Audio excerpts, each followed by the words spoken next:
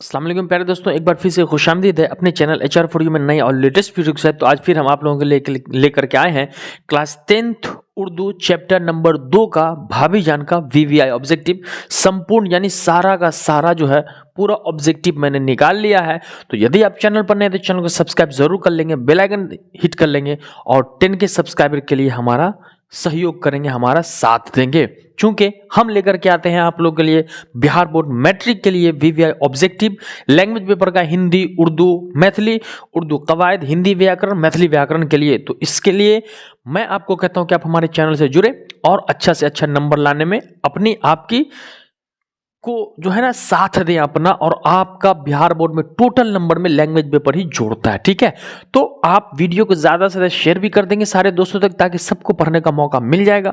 और उर्दू का live class मैं स्टार्ट कर दूंगा। अगर बच्चे जुड़ जाते हैं, कमेंट में बताते हैं कि सर उर्दू ऑब्जेक्टिव का लाइव क्लास चाहिए, तो मैं उर्दू का भी लाइव क्लास बहुत जल्द देना स्टार्ट कर दूंगा। चलिए तो मैं पढ़ाना शुरू करता हूँ। चैप्टर नंबर 2 का है, चैप्टर नंबर 1 मैंने दे दिया है। अगर आपने नहीं देखा है तो प्लेलिस्ट में जाकर के देख लेंगे कि तो क्लास 10th ऑब्जेक्टिव उर्दू 2024 के लिए ये चैप्टर भाभी जान चैप्टर है। तो इसका ऑब्जेक्टिव टोटल 21 ऑब्जेक्टिव है। इस 21 ऑब्जेक्टिव को हम पहले देख लेते हैं। क्लियर है? सबसे पहला सवाल आपका कह रहा है सुहेल अजीमाबादी की पैदाइश कहाँ हुई थी। चूंकि भाभी जान के मुसन्निफ कौन है? सुहेल अजीमाबादी है। ठीक है, तो सुहेल अजीमाबादी की पैदाइश कहाँ हुई? तो जवाब हो जाए आपका पटना में। सुहेल अजीमाबादी की पैदाइश जो हुई वो पटना में हुई थी। क्लियर है?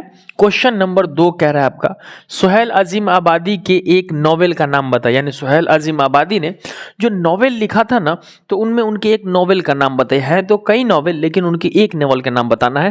तो जवाब आपका हो जाएगा बेजर के पौधे। क्या है नॉवेल का नाम? बेजर के पौधे। क्वेश्चन नंबर 3 हो जाता है रुकैया भाभी से अख्तर का क्या रिश्ता था। यानी रुकैया भाभी में और अख्तर में क्या रिश्ता था? तो देवर का। जवाब क्या हो जाएगा? देवर। अख्तर जो होता है वो रुकैया भाभी का देवर हो जाता है। क्लियर है? और रुकैया जो होती है अख्तर की भाभी होती है।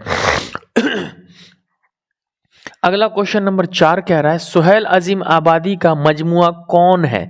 सुहेल अजीम आबादी का मजमुआ यानी किताब। तो जवाब हो जाएगा आपका आदमी के रूप। इनमें से कौन है? तो सुहेल अजीम आबादी के मजमुए का नाम तो हो गया आदमी के रूप। क्वेश्चन नंबर 5 कह रहा है अख्तर किस लड़की से शादी करना चाहता था। अख्तर जो होता है रुकैया भाभी का देवर, वो किस लड़की से शादी करना चाहता है? चूंकि तो जवाब हो जाएगा वो जमीला नाम की एक लड़की होती है, उससे शादी करना चाहते हैं, जिसकी वजह से कई जगह जबरदस्ती होता है। अख्तर की माँ चाहती है कि कहीं और हो। अख्तर कहता है कि मैं शादी करूंगा तो जमीला से ही करूंगा, मैं उसके बगैर नहीं रह सकता, मैं किसी और से शादी नहीं कर सकता। तो लड़की का नाम क्या हो जाता है? जमीला नाम। याद रखिएगा, आपको ये ऑब्जेक्टिव में पूछ देता है और बच्चे क्या करते हैं? कंफ्यूज हो जाते हैं और वो उनको नाम याद नहीं रह पाता है। क्वेश्चन नंबर यानी सवाल नंबर 6 कह रहा है अफसाना नसीर और खदीजा के मुसन्निफ कौन है? अफसाना नसीर और खदीजा जो लिखा गया उसके मुसन्निफ राइटर कौन है? तो जवाब हो जाएगा राशिदुल खैरी। याद रखना ऑब्जेक्टिव आपको, राशिदुल खैरी जो है वो नसीर और खदीजा अफसाना जो है उसके मुसन्निफ है। ये चीज़ें आपके किताब में एग्जैक्ट नहीं दिया हुआ है, तो याद रखना ये आपके किताब के सिलेबस में नहीं है। यानी कि ये राशिदुल खैरी मुसन्निफ भी नहीं है और नसीर और खदीजा आपके किताब का कोई चैप्टर अफसाना भी नहीं है, लेकिन लिखा गया है जो का जिक्र है इसमें, तो यहाँ पर इसलिए दिया गया है। चूंकि हो सकता है एग्जाम में पूछ दे और आप कहोगे कि यार मैंने राशिदुल खैरी को तो पढ़ा ही नहीं, अफसाना खदीजा को मुश्किल है। क्वेश्चन नंबर 7 कह रहा है निसाब में शामिल। निसाब का मतलब क्या होता है मैं पहले बता दूं। निसाब के माने किताब होता है। याद रखिएगा, निसाब के माने क्या होता है? किताब होता है। तो किताब में शामिल अफसाना भाभी जान किसकी तख्लीक है? तख्लीककार कौन है भाभी जान का? यानी किसने लिखा है? बनाने वाला कौन है? तो तख्लीक का मतलब होता है बनाने वाला। जवाब हो जाएगा सुहेल अजीम आबादी। ठीक है, किसने लिखा है? तख्लीककार कौन है? तो सुहेल अजीम आबादी ने ही लिखा है अफसाना भाभी जान। क्वेश्चन नंबर 8 आपका हो जाता है शामिल निसाब। फिर कह रहा है कि आपका किताब जो है मैं भाभी जान का ताल्लुक किस नस्री सिंफ है? यानी शामिल निसाब किताब में जो शामिल है उसमें भाभी जान का ताल्लुक जो किस नस्री सिंफ से है? तो जवाब अफसाना हो जाएगा। ये क्या है जो हम पढ़ रहे हैं भाभी जान? ये क्या है? अफसाना है। और अफसाना का मतलब हो जाता है झूठी बातें, वो हकीकत नहीं होता है अफसाना में। क्लियर है? क्वेश्चन नंबर 9 कह रहा है सुहेल अजीम आबादी की पैदाइश कब हुई थी, यानी सुहेल अजीम आबादी कब पैदा हुए थे, कब तवल्लुद हुए थे, तो जवाब हो जाएगा 1911 में हुआ था। याद रखना है आपको, कब हुए थे, 1911 में इनकी पैदाइश हुई थी। कहाँ हुई थी, पटना में, जो कि पहले ऊपर आप पढ़ चुके हैं। चलिए क्वेश्चन सवाल नंबर 10 कह रहा है सुहेल अजीम आबादी की वफात कब हुई। वफात यानी मौत। देखिए वफात के 5 लफ्जी माने हैं उर्दू में, एक वफात हो गया, एक मौत हो गया, एक इंतकाल हो गया, एक फौत हो गया और एक अजल हो गया, तो 5 हो जाता। मर्ग हो गया, 6 हो गया, तो मर्ग होता 6 है उर्दू में मौत के, है ना, मुतरादिफ लफ्जी से हैं। तो सुहेल अजीम आबादी की वफात कब हुई, तो जवाब हो गया 1980 में इनकी वफात होती है। सुहेल अजीम आबादी की वफात कब होती है, 1980 में सुहेल अजीम आबादी की वफात हुई है। देखिए कुछ बच्चों का कमेंट्स आता है कि सर यहाँ और यहाँ पे लाइट्स पड़ता है, तो मैं थोड़ा सा प्रॉब्लम में हूँ कि लाइट्स का एडजस्टमेंट मैं नहीं कर पा रहा हूँ। तो कोशिश है मेरी कि बहुत जल्द मैं लाइट को भी ऐसा कर लूँ ताकि आपको साफ दिखे, क्योंकि मैं जानबूझ के तो चाहता नहीं हूं कि आपको बोर्ड अच्छा ना दिखे। मैं तो कोशिश करता हूं, तो मैं सोचता हूं कि यहाँ पर एक लाइट होता है, रिंग लाइट टाइप का आता है, लेकिन एक्चुअली ये मेरा कोचिंग भी है, परमानेंट सेटअप तो है नहीं जो यहाँ पे रिंग लाइट में लगा लूं। फिर भी मैं कोशिश करता हूं इसी बीच में रिंग लाइट लेने का, ताकि फेस और बोर्ड दोनों साफ क्लियर हो जाए। मैं आप लोगों के लिए कुछ भी कर सकता हूँ। सवाल नंबर 11 कह रहा है सुहेल अजीम आबादी के पहले अफसानों के मजमूए का नाम बताया। यानी सुहेल अजीम आबादी ने पहला अफसाना लिखा, तो उस पहले अफसाने के मजमूए का, यानी कई अफसानों को इकट्ठा करके एक किताब लिखा गया, उस किताब का नाम क्या है, तो 4 चेहरे। मजमूए का नाम क्या था, 4 चेहरे। कितने चेहरे, 4 चेहरे सुहेल अजीम आबादी के पहले अफसाने मजमूए का। अफसाना नहीं, अफसानवी मजमूए, मजमुआ का मतलब किताब, अफसानों की किताब है 4 चेहरे। 12 नंबर रुकैया भाभी किस अफसाने का किरदार है। रुकैया भाभी जो है वो अफसाना, कौन से अफसाने का किरदार है, तो जवाब आपका हो जाएगा भाभी जान। भाभी जान अफसाना जो है उसका किरदार कौन है, रुकैया भाभी, भाभी जान अफसाना का किरदार है। तो ये ऑब्जेक्टिव आपका इधर से कंप्लीट हो चुका है। चूंकि देखो एक बार टोटल को रिवाइज करना ही होगा, इसके बाद में हर चैप्टर का आपको वीवीआई नोट दूंगा, तो इसको तो करना ही होगा। अब ये 13 नंबर सवाल देखते हैं, ठीक है। 13 नंबर सवाल कह रहे हैं यहां पर लाइट का थोड़ा इशू है, तो हम बोलेंगे तो आप समझ जाइएगा, क्लियर। चलिए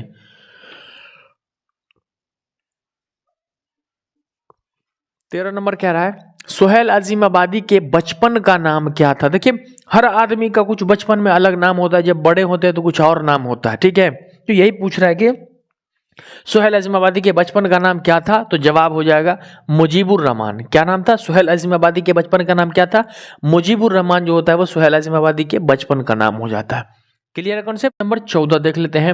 सुहेल अजीम आबादी कितने साल के थे उनकी वालदा का इंतकाल हो गया। यानी वालदा का मतलब हो जाता है माँ, जिसको हम माता या माँ कहते हैं। तो सुहेल अजीम आबादी कितने साल के थे कि उनकी माँ का इंतकाल हो चुका था, उनकी माँ का देहांत, मौत हो चुका था, फौत हो गया। जवाब 1 साल। जब सुहेल अजीम आबादी की उम्र 1 साल की थी तब उनकी माँ का इंतकाल हुआ था। आप सोचो 1 साल का बच्चा उसकी माँ मर जाए तो।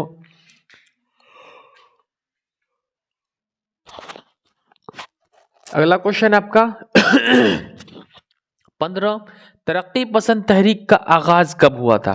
याद रखिएगा तरक्की पसंद तहरीक का मतलब क्या होता है। देखिए तरक्की पसंद तहरीक जो था उसकी शुरुआत कब हुई थी, आगाज के माने शुरुआत होता कब हुआ था, तो जवाब हो जाएगा 1936 में। तरक्की पसंद तहरीक का आगाज कब हुआ था, 1936 में जो है तरक्की पसंद तहरीक जो थी वो पूर्ण रूप से शुरुआत हो चुकी थी। 16 नंबर क्वेश्चन कह रहा है सुहेल अजीम आबादी का घरेलू माहौल कैसा था। यानी सुहेल अजीम आबादी जो थे उनका घर का माहौल कैसा था, घरेलू माहौल कैसा था। तो एक चीज याद रखिएगा, इनका घरेलू माहौल जो था जवाब कह रहे जमींदाराना था। कैसा था, जमींदार, यानी एक जमींदार खानदान से ताल्लुक रखते थे। और इनका घरेलू माहौल जो था वो काफी बड़ा था। बड़ा का मतलब किस हिसाब से, क्षेत्रफल में नहीं, जमींदार थे, पहले के लोग जमींदार ही हुआ करते थे। तो ऑब्जेक्टिव में याद रखना, ये उम्मीद है, पूरा इम्कान है कि ये ऑब्जेक्टिव आपको पूछ देगा कि सुहेल अजीम आबादी के घरेलू माहौल कैसा था, तो जमींदाराना माहौल था। 17 नंबर क्वेश्चन कर रहा है अफसानों का मजमुआ अलाव के मुसन्निफ कौन है। यानी सुहेल अजीम आबादी का अफसाना जो है अलाव,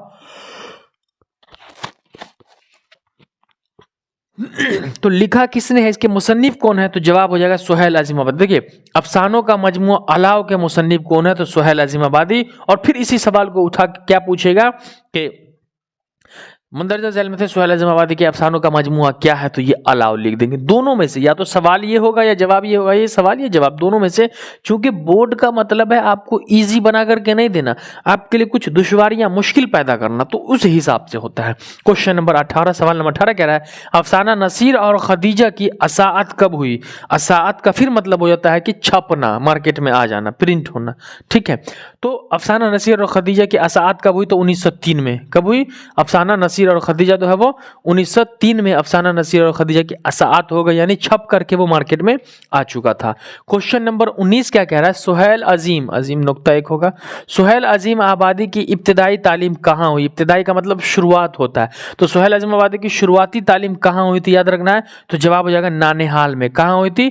नानेहाल में। नानेहाल में क्यों हुई थी? चूंकि ज्यादातर बच्चे की पैदाइश ही नानेहाल में होती है, और चूंकि बच्चा छोटा होता है या घर का पहला बच्चा होता है, तो ज्यादातर माँ उसको लेकर के कहाँ रहती है? अपने ननिहाल में, नैहर में। सॉरी, माँ का नैहर हो जाता है, बच्चों का नानेहाल हो जाता है, तो ज्यादातर बच्चों को जो है वो नानेहाल में रखा जाता है, जिसकी वजह से सुहेल अजीम आबादी की इब्तिदाई तालीम कहाँ हो गई? नानेहाल में हो गई। क्वेश्चन नंबर 20 कह रहा है सुहेल अजीम आबादी ने किस शोबे में मुलाजमत किया, यानी शोबा का मतलब होता है हिस्सा, किस क्षेत्र में, किस डिपार्टमेंट में उन्होंने मुलाजमत इख्तियार की, नौकरी कर ली, तो आपका जवाब हो जाता है ऑल इंडिया रेडियो, जिसे हम इंग्लिश में AIR कह सकते हैं। आप शॉर्ट में यहां पर लिख सकते हो, याद रख सकते हो, ऑल इंडिया रेडियो यानी AIR। तो सुहेल अजीम आबादी ने किस डिपार्टमेंट में नौकरी किया?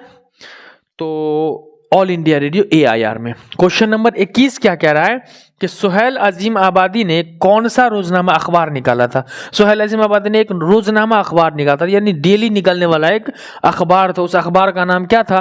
तो उस अखबार का नाम साथी था। क्या नाम था उस अखबार का? साथी नाम से जो थे सुहेल अजीम आबादी एक अखबार निकाला करते थे, रोजनामा यानी डेली निकलता था। एक सवाल और जो लिखना मैं भूल चुका था, 22 नंबर है ना।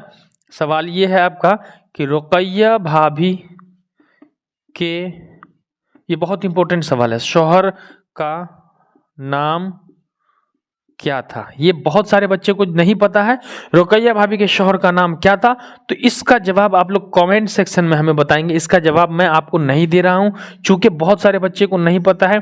फिर मैं एक कमेंट डाल करके पिनअप कर दूंगा इसका जवाब। इसका जवाब आपको देना है कि रुकैया भाभी जो अफसाना है, उसके अफसाना शौहर का नाम क्या होता है, रुकैया भाभी के शौहर का नाम क्या होता है। तो ये चैप्टर यहाँ पर आपका कंप्लीट हो चुका है, तो तुरंत से आप स्क्रीनशॉट ले लेंगे इसमें, ठीक है। स्क्रीनशॉट ले लेंगे, जो इंपॉर्टेंट था मैंने ऑब्जेक्टिव निकाल दिया है। चलिए, तो उम्मीद है कि आप लोगों ने स्क्रीनशॉट ले लिया, और हमें यह भी उम्मीद है कि आपका रिवाइज भी हो चुका और ऑब्जेक्टिव आपको समझ में आ चुका, और मेरे बोलने से जो होता है आपको रिवाइज होता है, याद आता जा रहा है। तो वीडियो अच्छा लगा हो तो लाइक कर लेंगे, चैनल पर नए होंगे तो चैनल को सब्सक्राइब जरूर कर लेंगे, और कमेंट में बता देंगे कि कितने नए विद्यार्थी स्टूडेंट्स हैं और कितने पुराने हैं। इससे हमें समझ में आ जाएगा कि आपकी चाहत क्या, और क्या इस तरीके से ऑब्जेक्टिव पढ़ाना आपको अच्छा लग रहा है कि नहीं लग रहा, ठीक है। तो चलिए, दीजिए अपने हसन सर को इजाजत, मिलते हैं अगले क्लास में इसी हंसी खुशी और मस्ती के साथ। तब तक के लिए खुदा हाफिज।